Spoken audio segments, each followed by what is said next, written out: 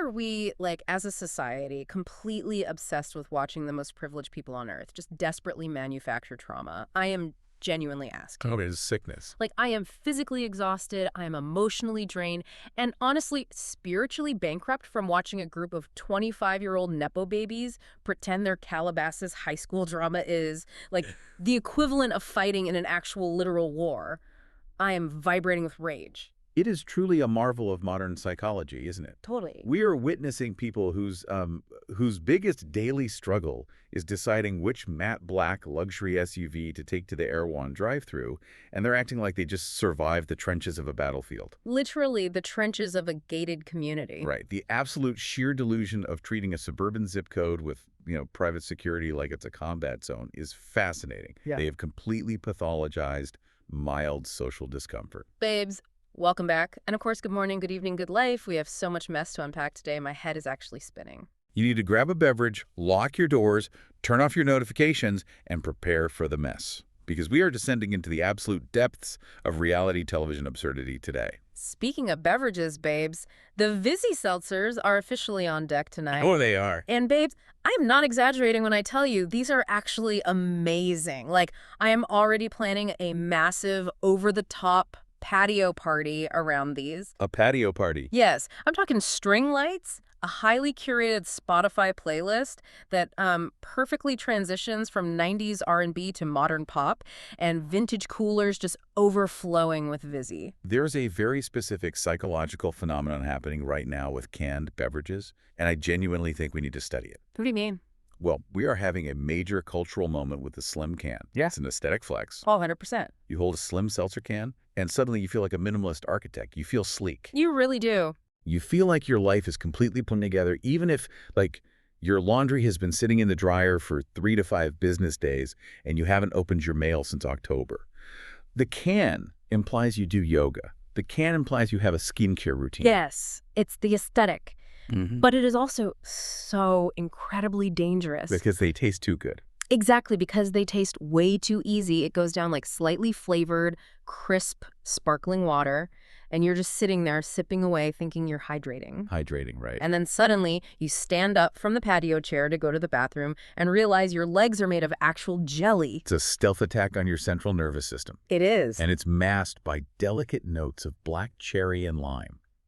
The danger of a drink that tastes this effortless cannot be overstated.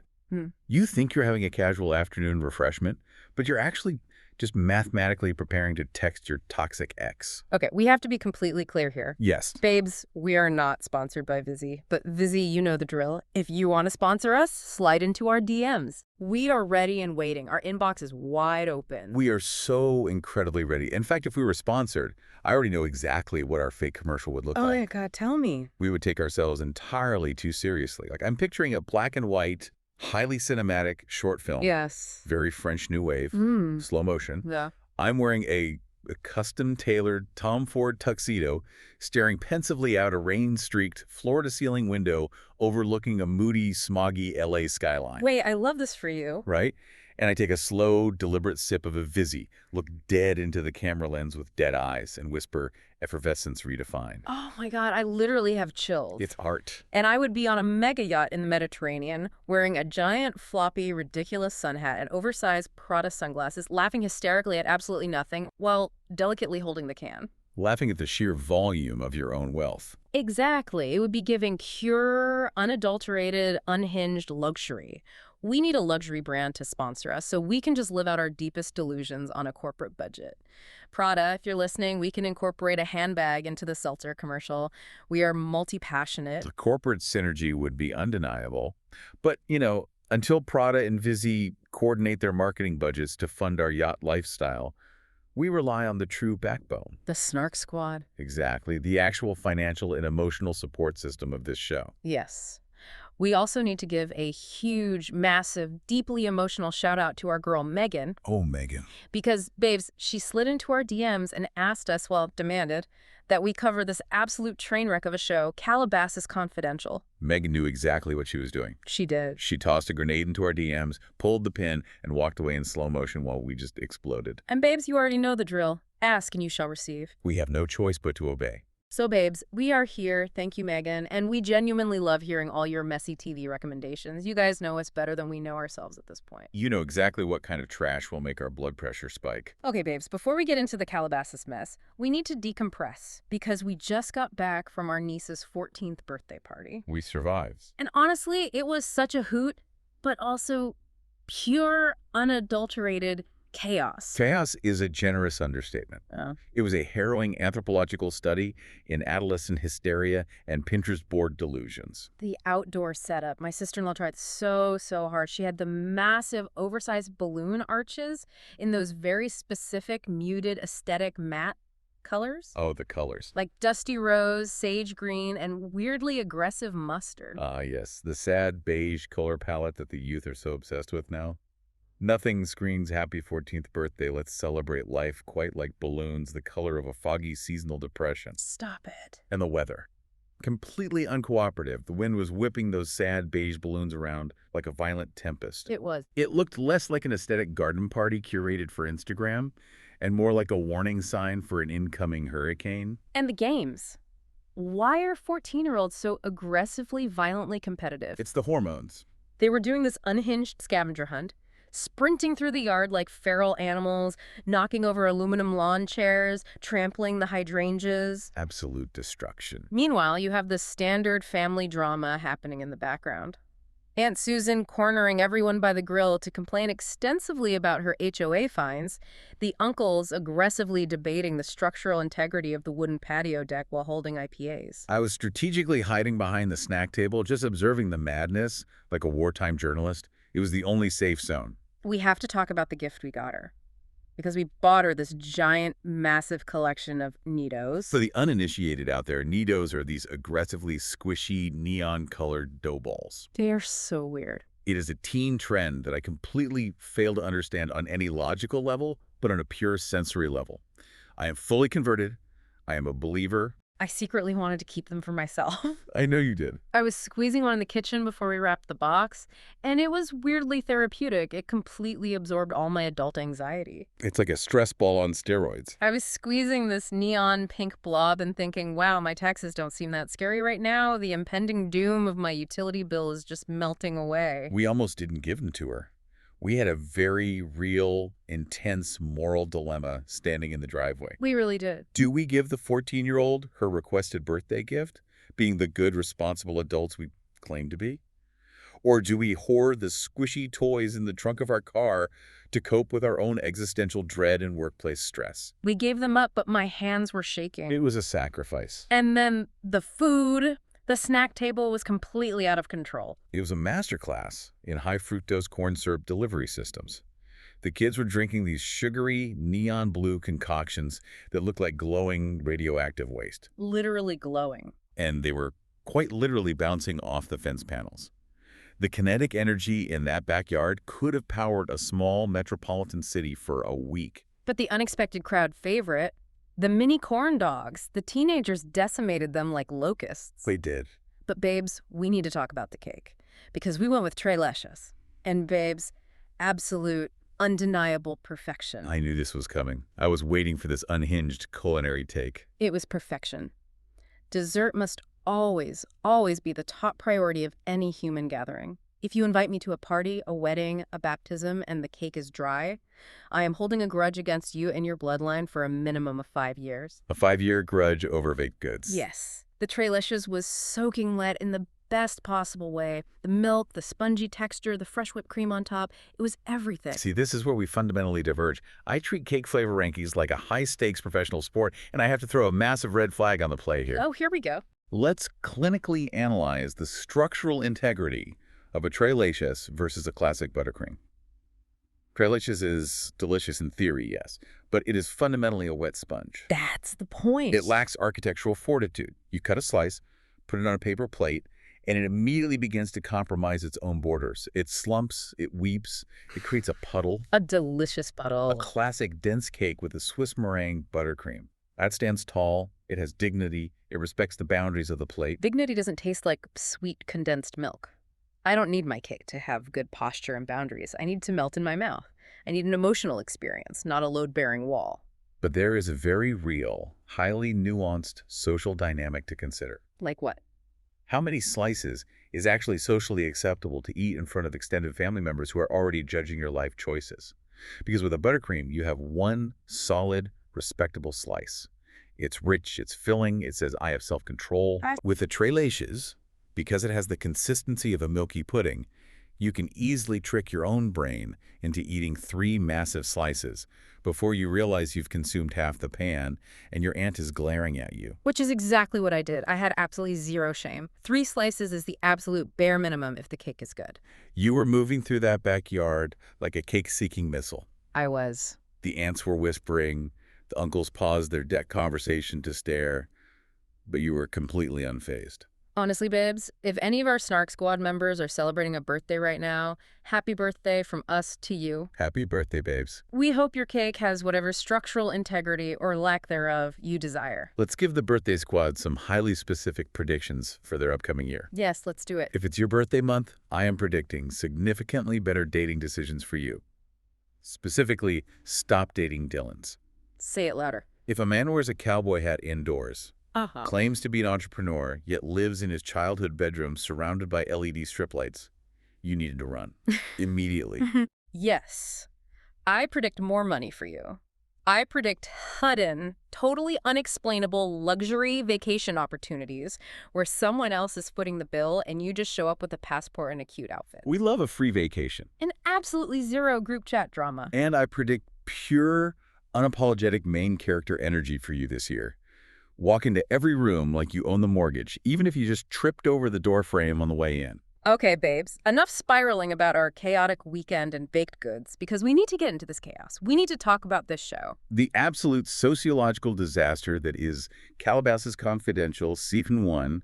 Where do we even begin parsing this mess? Let's start with the premise, because the vibe check on this show is completely in the negative. The sheer absurdity of the setup. Netflix somehow gathered 14 cast members. Way too many. Which is way too many people to keep track of. I need a corkboard and red string just to remember who dated who. These are supposed to be fully graduated, out of college, independent adults. Supposed to be. Yet their entire personality, their entire driving motivation in life is being obsessed with their high school rivalries. You graduated in 2016. Move on. Get a hobby. Do a puzzle. It is a profound, deeply disturbing case of arrested development. The entire premise is fundamentally structurally flawed from a reality TV perspective. How so? Think about it. In a normal workplace show like Vanderpump Rules or a family reality show like The Kardashians, the cast is organically bound together by a paycheck or blood. They have to interact. But here, this constellation of desperate influencers doesn't feel organically bound at all. Not even a little bit. They look like a group of hostile hostages who were introduced to each other in the Netflix waiting room 10 minutes before the cameras started rolling. Exactly. Does any of these people actually like each other? Or are they just bound together by their parents' massive tax brackets and a shared desire for TikTok fame? Because the chemistry is sub-zero. It's painful to watch them pretend they're a tight-knit friend group. They are bound by nothing except a desperate, clawing need for Instagram engagement metrics. And we need to talk about the production value because it was driving me insane. Oh my God, yes. Netflix used this weird blurred border filter for the entire show. The editing made me feel like I took shrooms. It was so hard to follow. Why did the edges of the screen look like they were melting? It's actually a very specific psychological trick. Producers use these tilt shift or blur filters to manipulate the viewer's depth of field. It's designed to make the environment feel claustrophobic and insular, subconsciously reminding the audience that these kids live in an inescapable wealthy bubble.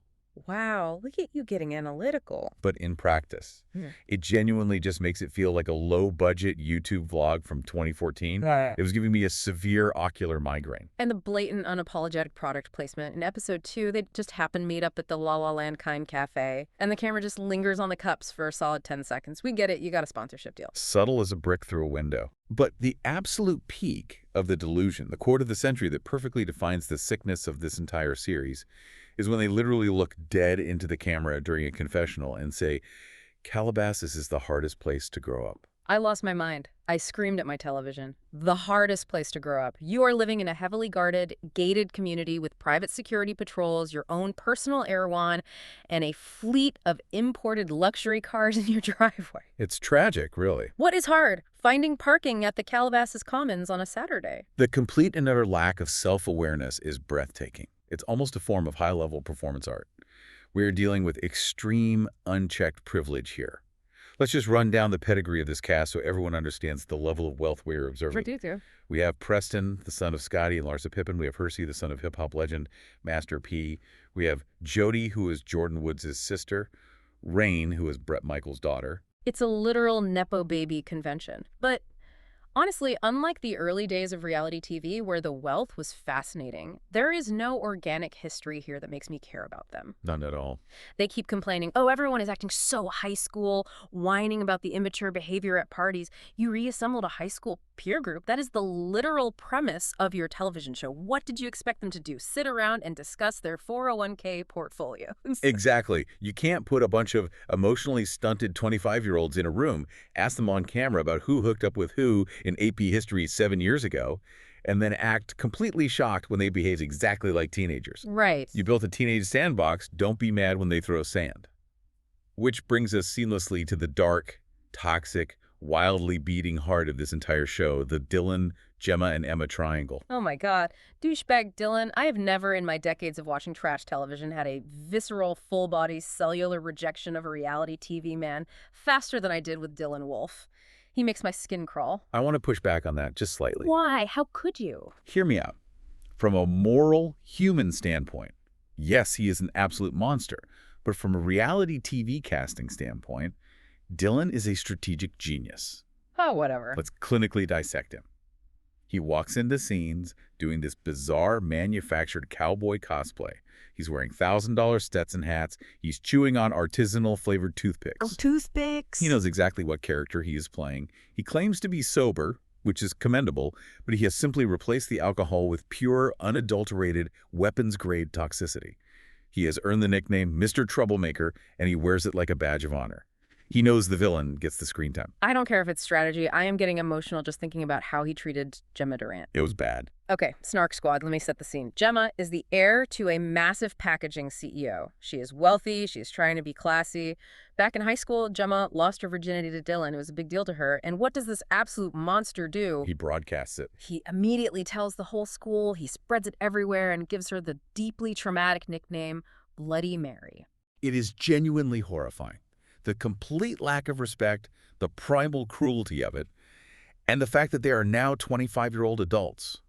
And instead of apologizing profusely, doing intense therapy, and moving to a different state out of pure shame, yes, he's just casually hanging around her social circle, smirking in a cowboy hat. And then there's Emma Madrano. Emma claims her family is a Calabasas legacy. She literally sits on camera, completely deadpan, and says, "We were here before the Kardashians, and we like to own that."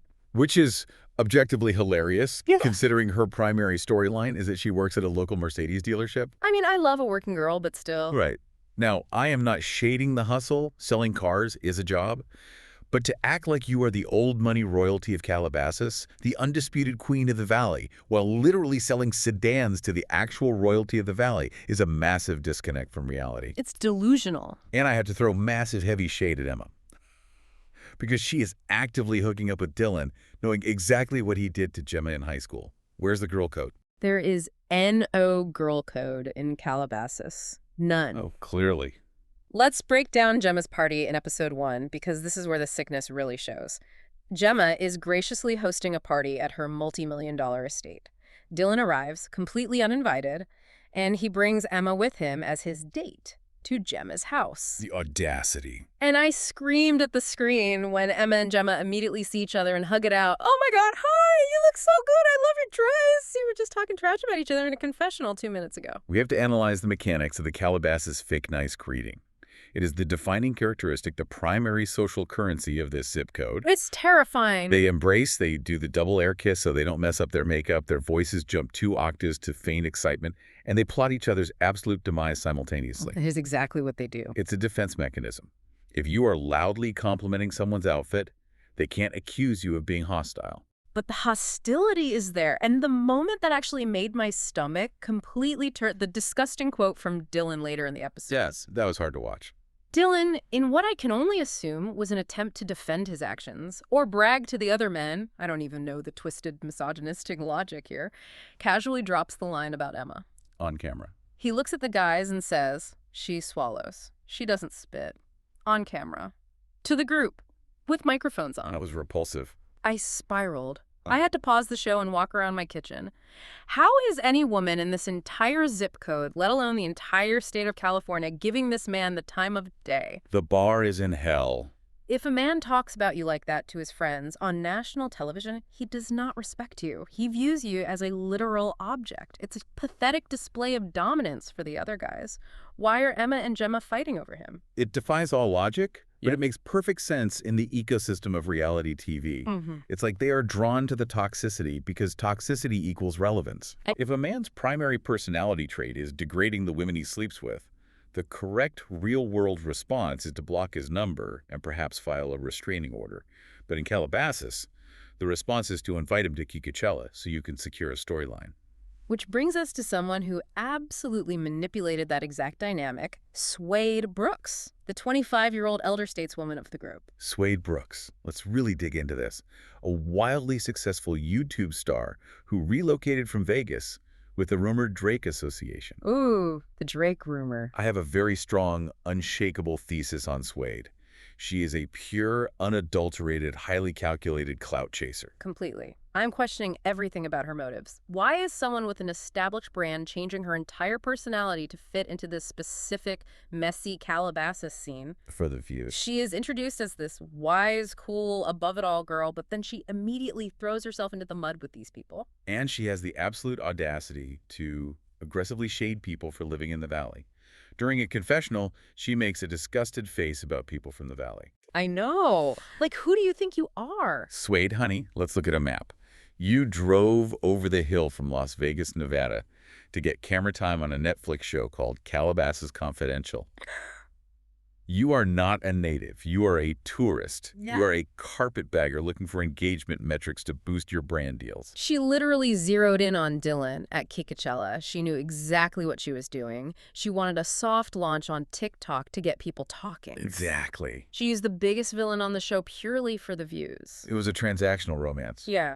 But it backfired. She went on a date with him, realized within 10 minutes that he was exactly the horrific, misogynistic person Gemma warned everyone he was, absolutely hated the vibe, and left the date early. Good for her. But of course, because Dylan's ego is as fragile as a sugar glass window on a movie set, he couldn't handle the rejection. He had to spin the narrative. The rumor mill begins. Dylan starts scrambling. He tries to convince Swade that Nicole, the innocent real estate agent's daughter who is desperately, frantically trying not to drown in the middle of this toxic group, leaked the news of the bad date to the rest of the cast. So manipulative. He tries to frame Nicole. Nicole is just trying to survive the season without getting canceled. She's like a UN peacekeeper caught in a crossfire between two warring nations. Seriously, she looks terrified half the time. But thankfully, the narrative matrix is disrupted by Messy Pressy. Preston Pippin actually does the Lord's work here. He completely exposes Dylan as the actual leak. Yes. Preston reveals that Dylan told everyone about the bad date to control the spin, and then tried to gaslight Swade into thinking Nicole did it. We applaud Preston. We stand Messy Pressy. He was baking cookies in his brutalist kitchen and just casually dropping truth bombs. Oh. Call him out. Preston is the only cast member operating with any level of investigative journalistic integrity on this show. But while that entire date drama is happening on one side of town, we have the absolute hexagon of mess happening over on a rooftop with Emily, Kimura, Alexi, and Ben. Hexagon. Yes. Because a love triangle simply isn't enough geometry for these people. They need complex shapes to hold all their betrayal. It's advanced calculus. Okay, this specific plotline made me react viscerally. This is the ultimate, unforgivable breaking of the girl code. Emily Nilsson. She stays at her 10-year bestie, Kimura Lewis's house. 10 years. Kimura, by the way, is the daughter of a BET senior vice president. Emily sleeps on her couch, wakes up, eats her food, goes to Gemma's party in the same car as Kimura, and then completely ignores her the entire night. And why, pray tell, does she ignore her host, her chauffeur, and her supposed best friend of a decade? Tell them. Because Emily is entirely too busy chatting up Hersey Miller in the corner, who just so happens to be Kimura's recent ex-fling. I would be in federal prison. I would physically remove the friend from the premises. No jury would convict you. You do not sleep in my house, use my expensive shampoo, use my Wi-Fi, and then ignore me at a party to hit on my ex. It is sociopathic behavior. It is a complete lack of empathy. It is cold, calculated, and frankly sloppy execution. She treats her friends, crushes, and exes like pre-vetted real estate. Yes. Why go through the effort of finding a new guy when your best friend has already done the emotional appraisal for you? It's romantic gentrification. Romantic gentrification, that is exactly what it is. And the juxtaposition of this petty high school level betrayal is hilarious because right in the middle of it, in episode 2, hip-hop legend Master P just randomly shows up. I couldn't believe it. It's jarring. Master P, a man who built the No Limit Records empire from the trunk of his car, is sitting at the pink aesthetic La La Land Cafe, giving serious, profound life and career advice to his son, Hersey. At a pink cafe. And Hersey is just sitting there, nodding blankly, completely distracted because he's trying to navigate these messy Calabasas girls. The contrast is unbelievable. Master P is talking about legacy, generational wealth, and hard work, and Hersey is internally trying to figure out how to text Emily without Kimura finding out and starting a screaming match. It's high art. It belongs in a museum. But Emily doesn't stop with Hersey. Her campaign of romantic gentrification continues. She is a relentless agent of chaos. She strikes again with Ben Favati. Of course she does. The rooftop party. I had to rewind this to make sure I saw the timeline correctly. Emily literally kisses Ben at this rooftop party mere minutes, I mean literally minutes, after her other friend, Alexia Livio, pulled her aside and confessed that she thought Ben was cute and wanted to make a move. Minutes later. Emily heard that information, turned around, walked up to Ben, and kissed him. Emily operates like a heat-seeking missile for whatever man her friends are currently interested in. She does. It's a pathological need to conquer her friend's desires. If Alexi hadn't pointed him out, Emily wouldn't have even looked at him. She only wants what is already claimed. And when Alexi rightfully gets upset because, hello, betrayal number 2 in the span of a week, Emily has the absolute unmitigated audacity to look Alexi in the eye and tell her to stop gaslighting her. The misuse of that word. I read Emily for filth in my living room. How are you going to steal your friend's crush, get caught red-handed, and then use therapy speak to make yourself the victim? We have to talk about the weaponization of therapy jargon. It is an absolute epidemic in modern reality television. It is out of control. People learn words like gaslighting, narcissist, and boundaries on TikTok, and they use them as shields. Emily did something objectively wrong. She betrayed a friend, but when confronted with her bad behavior, she throws out gaslighting as a smoke bomb to escape accountability. It's so manipulative. It forces Alexi to stop being angry and start defending her own sanity. It's manipulative genius, but it's morally bankrupt. But the real kicker to this whole rooftop mess is the ex-girlfriend bomb. Emma drops the tea. Because Emma might be delusional about her legacy, but she knows the gossip. She definitely does. Emma reveals to the group that Ben literally dumped his long-term girlfriend the day before the rooftop party. Which perfectly proves my ongoing theory. Ben is just as messy, toxic, and calculated as Dylan. He is just much quieter about it. Oh, totally. The quiet ones are the worst. Dylan announces his toxicity with a megaphone, a cowboy hat, and deeply offensive quotes. Ben quietly dumps his girlfriend on a Tuesday afternoon so he can freely make out with Emily on a Wednesday night without technically cheating. The men on this show are a collective, irredeemable disaster. They are absolute trash, but babes, as much as I hate the main cast, we have to talk about the background characters. Because the editing on this show is so weird, some people just get entirely ignored by the producers despite having massive potential. Let's discuss the glaring omission of Jodie Woods. I am outraged on her behalf. Jodie is Jordan Woods' sister.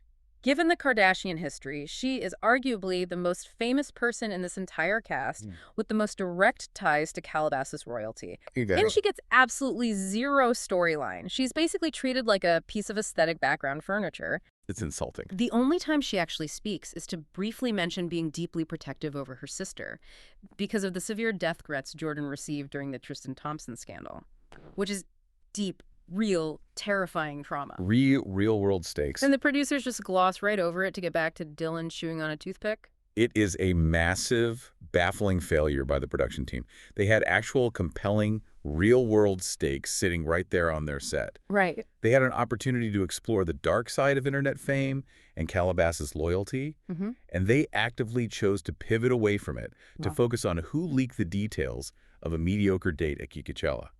It shows where the producers' priorities lie. They fumbled the bag. And speaking of bizarre background inclusions, we have to address the elephant in the room. Sterling and Bryn.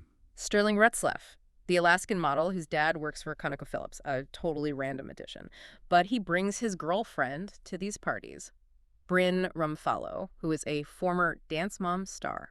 I have spent an incredibly unhealthy amount of time reading the Reddit theories about this specific dynamic. Oh, I know you have. The internet sleuths have dissected every frame.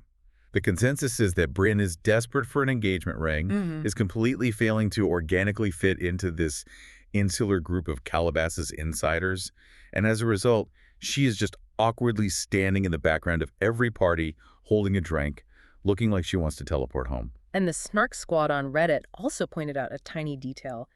Dylan was looking at Sterling very suspiciously in episode 2. Suspiciously, yes. The internet rumors are flying. They are saying Dylan is projecting his own massive insecurities onto Sterling. Well, let's analyze that. When your entire personality is a fragile, highly manufactured cowboy alpha aesthetic, you're naturally going to feel threatened. Oh, for sure. Sterling is a tall, traditionally handsome model who doesn't need to wear a costume to get attention. Oh.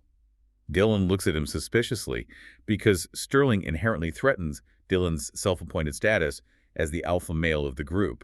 It's classic projection. It's so transparent. But speaking of reality TV royalty crashing the party, the absolute wildest thing we have to discuss, the Brandy Glanville jump scare. I thought I hallucinated this. I was sitting on my couch, and I literally had to pause, open my phone, and go onto the Reddit threads to make sure my brain wasn't melting out of my ears. A collective hallucination. Someone had already posted a thread titled, "Can we please talk about Brandy Glanville?" It is reality TV veteran, Real Housewives alumni Brandy Glanville making a completely unhinged, seemingly unprompted cameo. Unprompted. She is the mother of one of the Fringe cast members, and according to the viewers who caught it before their brains blacked it out in self-defense, she allegedly goes on this wild tangent talking about her son spanking a girl and then casually mentions giving a gross guy a BJ, just right out in the open. It is pure, unfiltered trash TV perfection. It comes completely out of nowhere. You're watching these 25-year-olds cry and use therapy speak over a text message, and then suddenly, Brandy Glanville appears out of the mist like a reality TV ghost of Christmas past. Dropping truth bombs. Dropping the most explicit, mortifying family secrets imaginable. She shattered their curated little world. I am obsessed. She represents the messy, chaotic, uncurated 2010s era of reality TV, violently crashing into the hyper-curated, brand-safe 2020s TikTok era. It was a culture clash. It's the only moment of genuine, unfiltered, unpredictable reality on the entire show. Everything else is so perfectly posed for an Instagram grid, and then Brandy just shatters the illusion with a sledgehammer. It's magnificent television. Okay, babes, we need to transition into our segments because I have so many more opinions and my blood pressure is spiking dangerously high. Let's do it. Segment 1, most likely to leak the group chat. Speaking of leaking information, like Dylan and the date, we need to settle something. Who in this group is actually the most dangerous? Let's debate this. Who absolutely cannot be trusted with confidential information in the Calabasas group chat? I am immediately, without a single moment of hesitation, pointing the finger at Dylan. It's the obvious surface-level choice. But explain your reasoning. He is a walking, talking megaphone. Yeah. He literally leaked Gemma's virginity status to their entire high school. He leaked Suede's bad date to the guys. Sure. He does not know how to hold water. If you tell Dylan a secret, he does not view it as a confidence. He considers it breaking news that he's contractually obligated to broadcast to the masses. He weaponizes information. I agree that Dylan is the overt leaker. If you tell him something, it's public. But I am going to offer a much shadier, highly analytical alternative for the most dangerous person, Nicole. Nicole, the real estate agent's daughter. But she's the innocent one. She just smiles and looks concerned. That is exactly her camouflage. She plays the stuck-in-the-middle innocent peacekeeper card flawlessly. She nods, she listens, she says, oh my God, that's so crazy. Because she doesn't actually leak things, does she? Let's look at the mechanics of her role. Yeah. As Emma rightfully pointed out during one of their fights, The person in the middle who is constantly passing messages back and forth saying, well, Emily said this about you, but I told her not to, is often the real reason the drama gets so twisted. Oh, wait. Nicole may not leak the chat maliciously like Dylan, but in her desperate attempt to fix things and be everyone's confidant, she acts as a reality TV game of toxic telephone. She is the conduit through which the drama flows and mutates. Well, wait, you are so incredibly right. The messenger is always the most dangerous person in the room because they control the narrative of the secret. Exactly. I want to ask the Snark squad right now, who in your personal group chat is the designated Nicole? Yeah. Who is the one who claims they absolutely hate drama, they just want peace, but somehow they are always the exact person delivering the bad news to you? You know exactly who it is. We all have one. Let's pivot to segment 2. Luxury or just ridiculous. We need to debate the most outrageous celebrity purchases, habits, or lifestyle moments we witnessed. What is luxury and what is just ridiculous? I am aggressively targeting Preston Pippen's entire aesthetic for this one. Okay, let's hear it. This man is standing in his massive, brutalist, concrete and steel kitchen, delicately baking artisan treats, and then he packs them up, walks outside, and gets into a massive, angular stainless steel Cybertruck. The Cybertruck. It is giving futuristic stay-at-home son. It is so utterly absurd. You cannot be gently whisking a meringue and then hopping into a literal apocalyptic tank to go to the La La Land cafe to drink pink matcha. The vibes are completely conflicting. It's a fascinating dichotomy of soft domesticity and hard post-apocalyptic preparation. Yeah. It's very Calabasas. It's ridiculous. But while Preston is baking in a tank, I have to target Dylan's sobriety cowboy aesthetic as the absolute peak of ridiculous luxury. Let's really analyze the mechanics of this costume. Please do. He is buying incredibly expensive, custom-shaped Stetson hats and chewing on what I can only assume are imported artisanal toothpicks, all to cultivate the look of a rugged outlaw, a lone ranger of the plains. Yes, he wants to be the outlaw. He wants to be Yellowstone. But look at his reality. He is living off his parents' immense wealth in a hyper-manicured, gated LA suburb where the grass is legally required to be perfectly green year-round. He isn't wrangling cattle at dawn. He's aggressively wrangling dinner reservations at Nobu Malibu. Buying luxury cowboy gear to cosplay as a gritty, working-class hero while living in Calabasas is fundamentally absurd. Yeah. It's an insult to actual cowboys who work the land. Yeah. It is wealth masquerading as grit. He is a rhinestone cowboy. It is so deeply embarrassing. I cringe every time he adjusts the brim of that hat. Okay, next debate, segment 3. Main character Calabasas energy. Who is actually carrying themselves like the star of this entire story? You take this one first because I know you have a very strong theory. It has to be Suede Brooks. Suede came into this show with a fully manufactured, heavily pre-planned strategy to be the wise IT girl. She knew she was older. She knew she had a bigger following. She studied the game. She completely rebranded her loud Vegas YouTube personality to fit this chill, aesthetic, aloof Calabasas vibe, and she used Dylan purely for screen time. She knew that getting involved with the main villain right out of the gate would secure her a central storyline. It was a tactical strike. It was calculated, boardroom-level main character behavior. She produced herself. I see your Suede, and I respect the hustle, but I raise you, Gemma. Gemma, really? Suede is trying to be the main character, but Gemma actually is the true main character, purely based on narrative structure. Let's look at her arc. Gemma tried so hard for 8 entire episodes to be the mature, emotionally controlled victim of the season. She did try. She held the moral high ground over Emma and Dylan. She was the relatable protagonist we were all supposed to root for. She was fighting for her peace. She was the one who was wronged. But then, in the grand, time-honored tradition of peak reality TV protagonists, what does she do in the finale? Don't remind me. She completely throws her moral high ground in the trash, abandons every ounce of her self-respect, and sneaks into Dylan's room at the beach rental in the middle of the night. I know. That is true main character behavior. The dramatic, self-destructive relapse into toxic habits just when the audience thought she was healed. It's Shakespearean tragedy. I screamed at the screen. I threw a throw pillow. I was rooting for her. We were all rooting for her. How do you sneak into douchebag Dylan's room after he literally announced to the world that you were his Bloody Mary? It is a sickness. Which leads us perfectly into our final debate, segment 4. If this happened in our friend group, let's take the biggest betrayal from the episode and imagine how it would play out among the Snark squad. Okay, the scenario is the Emily and Kimura situation.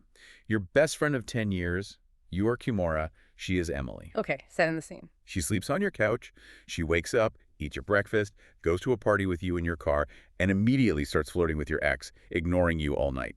I would catch a criminal charge. Please detail your exact step-by-step reaction. Walk me through the crime scene. Gladly. First, I would physically remove the friend from the premises. I would walk right up to her and the ex, mid-flirt, grab her by the collar of her overpriced athleisure wear, and physically escort her to the curb. Aggressive, but fair. Then, I would drive home alone. I would drag the exact couch she slept on out the front door, down the lawn, and into the driveway. I would douse it in an irresponsible amount of lighter fluid, and I would set it ablaze. The visual is stunning. And I would live stream the entire couch burning on Instagram Live, pinning a comment that explains exactly what she did while tagging both her and the ex. That is certainly a passionate, highly actionable, and visually stunning response. A bit legally precarious regarding local fire codes, but undeniably emotionally satisfying. What would you do, Mr. Analytical? How would you handle the betrayal? I would handle it with cold, calculated, terrifying precision. If she pulls that stunt at the party, I do not cause a scene. I do not yell. I simply turn around and leave. I go home in silence. Okay, eerie. Step 1. I log into the administrative settings of my Wi-Fi router and permanently block the AMC addresses of all her devices. Her phone or laptop or iPad. She will never access my network again. Oh, that's stark. That's modern warfare. Step 2. I open a spreadsheet and draft a highly detailed itemized invoice. I am charging her for the overnight stay on the couch at a premium peak season boutique hotel rate. An invoice. I am charging her for the bottled water she drank from the fridge, the electricity she used to charge her phone overnight, and a massive non-negotiable emotional damages fee. I email it to her as a PDF. You are unhinged. Step 3. I execute a total irreversible freeze-out. No angry texts, no dramatic phone calls, no blocking her on social media, just the agonizing, hollow silence of being left on read for the rest of eternity. She ceases to exist in my reality. She becomes a ghost. See, you genuinely scare me sometimes. Burning a couch in a driveway is messy and loud, but sending a formatted PDF invoice for emotional damages is terrifying. It's serial killer behavior. It's about establishing firm boundaries and enforcing consequences. Well, Emily clearly has absolutely no boundaries, and honestly, neither does anyone else on this show, which is exactly why we couldn't look away for a single second. We survived the mess. Barely our nervous systems are frayed, but we survived. We did. Babes, I want to emotionally thank the Snark Squad for hanging out with us today, drinking imaginary Vizzy seltzers on our fake Prada Mediterranean yacht, and surviving this absolute unmitigated disaster of a TV show. We literally could not do this without you. Your DMs keep us going. And one final massive shout out and wish for a very happy birthday to all the birthday babes currently listening. May your year be structurally sound, may your cake always have dignity, and may your life be entirely free of Dylans. Yes.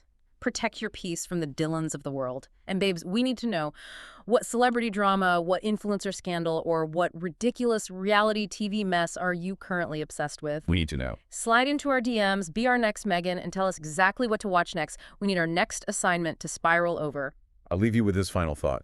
Does reality TV just exist in a perpetual, inescapable loop of toxic reinvention? Or are we the ones who simply refuse to look away, thereby funding the madness? Messy. Not delusional. And babes, we will see you on the Snark side.